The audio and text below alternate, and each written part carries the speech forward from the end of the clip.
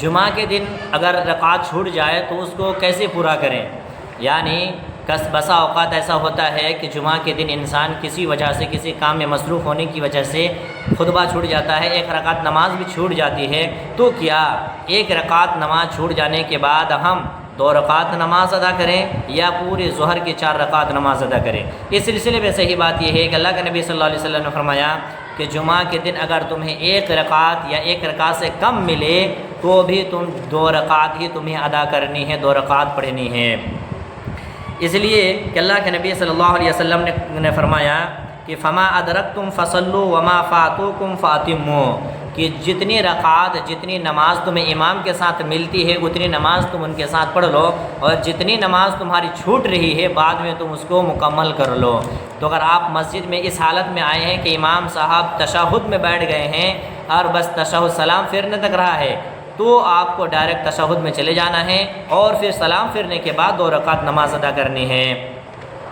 محترم ناظرین، کیا آپ جانتے ہیں کہ جمعہ کن لوگوں کے اوپر واجب ہے اور کن لوگوں کے اوپر واجب نہیں ہے؟ یعنی وہ کون لوگ ہیں جو جمعہ اگر نہ پڑھے تو شریعت نے اس کو رخصت دی ہے۔ اسی طریقے سے جو لوگ جمعہ قطعی طور پر پڑھتے ہی نہیں ہیں، ہمیشہ کے لیے وہ جمعہ پڑھتے نہیں ہیں، ان کا کیا حکم ہے؟ قرآن و حدیث میں اس کو کون سی ملامت سے نوازا ہے؟ انہی باتوں کے متعلق میں آپ کے سامنے گفتگو کرنے کے لیے حاضر ہوا ہوں۔ آئیے سب سے پہلے ہم یہ جانتے ہیں کہ نماز جمعہ کا حکم کیا ہے۔ تو تجب علی کل مکلف، کہ نماز جمعہ ہر مکلف شخص پر واجب ہے، خواہ وہ مرد ہو یا عورت، کہ ہر مکلف آدمی ہر مکلف عورت اگر وہ نماز جمعہ کے لیے مکلف ہے، استطاعت رکھتا ہے، طاقت رکھتا ہے، ہر چیز کا اپلبدھی ہے، تو وہ اگر اس کے باوجود وہ جمعہ نہ پڑھے تو وہ گناہ گار ہوگا، ایک واجب کو وہ ترک کر رہا ہے، ایک واجب کو چھوڑ رہا ہے۔ اس سلسلے میں آئیے میں ایک قرآن کی آیت میں تلاوت کرتا ہوں۔ اللہ تبارک و تعالی سورۃ الجمعہ کے اندر فرمایا، یا ایھا الذین آمنوا اذا نودی للصلاۃ من یوم الجمعۃ فاسعوا الی ذکر اللہ، کہ ایمان والو جب جمعہ کے دن نماز کے لیے اذان دی جائے تو اللہ رب العالمین کی ذکر کی طرف دوڑ پڑو۔ تو معلوم یہ ہوا کہ جمعہ کے دن جب اذان دے دی جائے مسجد میں، مؤذن جب اللہ اکبر کی ندا بلند کر دے، صدا بلند کر دے، تو ہمیں تمام خرید و فروخت، کاروبار، بزنس چھوڑ کر کے فوراً مسجد کی طرف رخ کرنا ہوگا، اور یہ جمعہ کی وجوبیت پر دلالت کرتی ہے۔ اسی طریقے سے آئیے ایک حدیث میں واضح کر دو۔ ایک حدیث کے اندر اللہ کے نبی صلی اللہ علیہ وسلم نے فرمایا، صحیح مسلم حدیث نمبر 854 نمبر کی حدیث ہے کہ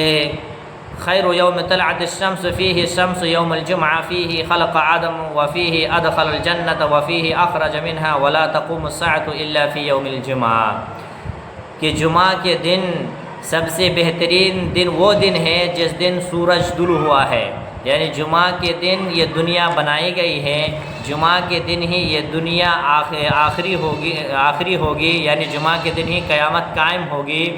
اور جمعہ کے دن ہی آدم علیہ السلام کو اس زمین پر بھیجا گیا ہے۔ تو یہ جمعہ کے دن کی فضیلت پر دلالت کرتی ہے۔ میرے بھائیوں، اب آئیے یہ جانتے ہیں کہ وہ لوگ جو لوگ جمعہ نہیں پڑھتے ہیں، سستی یا کاہلی کی بنا پر نماز جمعہ سے پیچھے رہ جاتے ہیں، ان لوگوں کا کیا حکم ہے؟ حضرت ابو جعد زمری رضی اللہ تعالیٰ عنہ سے مروی ہے کہ رسول اللہ صلی اللہ علیہ وسلم نے فرمایا، من ترک ثلاث جمع تہاونا طبع اللہ علی قلبہ، کہ جو شخص لگاتار 3 جمعہ کو بلا کسی عذر کے، بلا کسی تکلیف کے، بلا کسی وجہ لگاتار 3 جمعہ چھوڑ دیتا ہے تو اللہ تعالیٰ اس کے قلب میں، اس کے دل میں مہر لگا دیتا ہے۔ تو معلوم یہ ہوا کہ جو لوگ سستی کی بنا پر، کاہلی کی بنا پر، بغیر کسی وجہ کے جمعہ کو اہمیت نہیں دیتے ہیں، جمعہ کی نماز میں مسجد میں حاضر نہیں ہوتے ہیں، ایسے لوگوں کے دل میں اللہ تبارک و تعالی مہر لگا دیتا ہے، اب وہ اللہ سے ڈرنے والا نہیں ہوتا ہے۔ اور دوسری حدیث کے اندر اللہ کے نبی صلی اللہ علیہ وسلم نے فرمایا کہ جو شخص جمعہ کے دن حاضر نہیں ہوتے ہیں تو میں ان لوگوں کے متعلق میرے دل میں یہ گمان آیا کہ میں اپنی جگہ کسی اور کو لوگوں کو نماز پڑھانے کا حکم دوں اور میں ان لوگوں کو گھروں کو آگ سے جلا دوں، آگ لگا دوں جو لوگ نماز جمعہ سے پیچھے رہ جاتے ہیں۔ اللہ اکبر، کتنی بڑی وعید ہے، یہ کتنی سختی کے ساتھ اللہ کے نبی نے نماز جمعہ کے لیے حاضر ہونے کو کہا کہ جو لوگ نماز جمعہ سے پیچھے رہ جاتے ہیں، نماز جمعہ میں حاضر نہیں ہوتے ہیں، وہ ایسے لوگوں کو میں گھر جاؤں اور اپنی جگہ کسی کو میں جمعہ پڑھانے کے لیے لگاؤں اور ان کے گھر جا کر کے ان کے گھروں میں آگ لگا دوں، مگر میں اس وجہ سے نہیں گیا کہ ان کے گھر میں بوڑھے بھی ہوتے ہیں، بچے بھی ہوتے ہیں، عورتیں بھی ہوتی ہیں، مریض بھی ہوتی ہیں، جس کی وجہ سے میں ان کے گھر میں نہیں گیا، یہ سوچ کر کے۔ میرے بھائیوں، ہمارے سماج اور معاشرے میں بہت بڑی تعداد میں ایسے لوگ بھی موجود ہیں، عام دنوں میں نماز پڑھتے نہیں ہیں مگر وہ نماز جمعہ کے لیے بھی حاضر نہیں ہوتے ہیں۔ ایسے لوگوں کو اللہ رب العالمین سے ڈرنا چاہیے، اللہ سے خوف کھانا چاہیے۔ میرے بھائیوں، آئیے اب ہم یہ جانتے ہیں کہ وہ کون لوگ ہیں جن کے اوپر نماز جمعہ واجب نہیں ہے، یعنی یہ لوگ اگر جمعہ کی نماز نہ پڑھے تو ان کے اوپر کوئی گناہ نہیں ہوگا۔ وہ 4 قسم کے لوگ ہیں جن کے اوپر نماز جمعہ واجب نہیں ہے۔ وہ کون کون ہیں؟ المرأة والعبد والمسافر والمریض۔ ایک ہے عورت کے اوپر نماز جمعہ واجب نہیں ہے۔ اسی طریقے سے اگر غلام ہیں تو ان کے اوپر بھی نماز جمعہ واجب نہیں ہے۔ مسافر ہے، سفر کر رہا ہے، جمعہ کے دن ٹرین میں ہے، بس میں ہے، گاڑی میں ہے، لمبے ٹور پہ ہیں تو ان کے اوپر بھی نماز جمعہ واجب نہیں ہے۔ اور چوتھا ہے مریض، اگر بیمار ہے، کھٹیا میں لگے ہوئے ہیں، مسجد آنے کی طاقت نہیں رکھتا تو ان کے اوپر بھی نماز جمعہ واجب نہیں ہے، وہ گھروں میں وہ 4 رکعت ظہر کی نماز ادا کرے گا۔ رہی بات عورتوں کا، یعنی عورت اگر گھر میں نماز پڑھتی ہے، مسجد میں حاضر نہیں ہوتی ہے، امام صاحب کی خطبہ نہیں سنتی ہے، تو پھر ان کے لیے نماز جمعہ نہیں پڑھنی ہے۔ گھر میں عورت 4 رکعت نماز ادا کرے گی نماز ظہر کی۔ اگر وہ مسجد آتی ہے جمعہ پڑھنے کے لیے، نماز پڑھنے کے لیے، تو امام کے ساتھ خطبہ بھی سنے گی اور 2 رکعت جمعہ کی نماز ادا کرے گی۔ اور اگر گھر میں رہتی ہے اور خطبہ نہیں سنتی ہے تو انہیں ظہر کے 4 رکعت ادا کرنی پڑے گی، جمعہ کے دن بھی اسے جمعہ کی نماز انہیں نہیں پڑھنی ہے۔ آئیے اب آگے بڑھتے ہیں کہ وہ کون لوگ ہیں۔ یہ ان لوگوں کا مسئلہ تھا جن کے اوپر نماز جمعہ واجب نہیں ہے۔ وہ 4 قسم کے ہو گیا۔ ایک مریض، بیمار ہو، بوڑھا ہو گیا ہو، بیماری کی وجہ سے مسجد نہیں آ پائے تو ان کے لیے نماز جمعہ معاف ہے۔ اسی طریقے سے عورت ہے، اسی طریقے سے سفر کے حالت میں ہے، اور ایک ہے بچہ، یعنی جو نابالغ بچہ ہے ان کے اوپر بھی نماز جمعہ واجب نہیں ہے۔ اور غلام بھی اگر آپ پالتے ہیں تو ان کے اوپر بھی نماز جمعہ واجب نہیں ہے۔ آئیے اب ہم یہ جانتے ہیں کہ نماز جمعہ کے دن ہمیں مسجد جلدی آنے کی کیا فضیلت ہے، یعنی جو شخص نماز جمعہ کے لیے پہلے آئے گا اس کی کیا فضیلت ہے۔ اللہ کے نبی صلی اللہ علیہ وسلم نے فرمایا، نماز جمعہ کے لیے جو شخص مسجد میں سب سے پہلے حاضری لگائے گا اس کو ایک اونٹ قربانی کرنے کا ثواب دیا جائے گا، اور جو شخص اس کے بعد آئے گا اس کو ایک گائے قربانی کرنے کے برابر ثواب دیا جائے گا، اور اس کے بعد جو آئے گا اس کو ایک بکری صدقہ کرنے کے برابر ثواب دیا جائے گا۔ پھر اسی طریقے سے دھیرے دھیرے آتا جائے گا اور اس کا ثواب کم ہوتا جائے گا۔ لہٰذا ہمیں نماز جمعہ کے لیے پہلی فرصت میں سب سے پہلے مسجد میں حاضر ہونے کی کوشش کرنی چاہیے۔ اور یہ ثواب لکھنے کا سلسلہ کب تک رہتا ہے؟ جب امام صاحب خطبہ دینا شروع کر دیتا ہے تب تک رہتا ہے، یعنی مؤذن جب اللہ اکبر کہنا شروع کر دیتے ہیں تو فرشتے رجسٹر بند کر دیتے ہیں، اور ان کے بعد جو لوگ آئیں گے ان کا نام رجسٹر میں نہیں لکھا جاتا ہے، ثواب کا سلسلہ بند ہو جاتا ہے۔ تو لہٰذا معلوم یہ ہوا کہ ہمیں نماز جمعہ کے لیے اذان سے پہلے آنا ہوگا، تبھی ہمیں جمعہ کا ثواب ملے گا۔ اور ایک مسئلہ یہ ہے کہ نماز جمعہ کے لیے جب ہم مسجد میں داخل ہوں اور اذان ہو رہی ہو، مسجد میں داخل ہوئے اور اذان ہو رہی ہے تو کیا ہم نماز شروع کر دیں، سنت تحیۃ المسجد شروع کر دیں، یا اذان کی انتظار کریں، اذان ختم ہونے کا انتظار کریں؟ اس سلسلے میں صحیح بات یہ ہے کہ آپ جب مسجد میں جس حالت میں پھر آئیں آپ فوراً نماز شروع کر دیں، یعنی 2 رکعت تحیۃ المسجد پڑھ کر کے بیٹھیں۔ گرچہ اذان ہو رہی ہے آپ کو انتظار کرنے کی اور اذان کے رکنے کی ضرورت نہیں ہے۔ کیوں؟ اس لیے کہ اذان کا جواب دینا یہ سنت ہے، اذان کا جواب دینا یہ سنت ہے، اور خطبہ جمعہ سننا، جمعہ کا خطبہ سننا یہ واجب ہے۔ تو گویا کہ اگر آپ نے اذان کے انتظار میں کھڑے رہ گئے سنت پڑھنے سے، اور اذان مکمل ہونے کے بعد خطیب صاحب خطبہ دینا شروع کر دیتے ہیں اور اس کے بعد آپ نماز پڑھتے ہیں، تو گویا کہ آپ خطبہ سننے سے محروم ہو رہے ہیں۔ تو آپ ایک سنت کے چکر میں ایک واجب کو ترک کر رہے ہیں، یہ آپ ایک سنت کو یعنی ایک سنت کو حاصل کرنے جا رہے ہیں اور ایک دوسری طرف ایک واجب کو چھوڑ رہے ہیں۔ تو معلوم یہ ہوا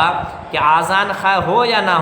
ہو رہی ہو یا ہونے والی ہو، آپ مسجد چاہیں جس حالت میں جس ٹائم بھی آئیں فوراً 2 رکعت پڑھ کر کے آپ مسجد میں بیٹھ جائیں، یہی صحیح بات ہے، یہی صحیح طریقہ ہے۔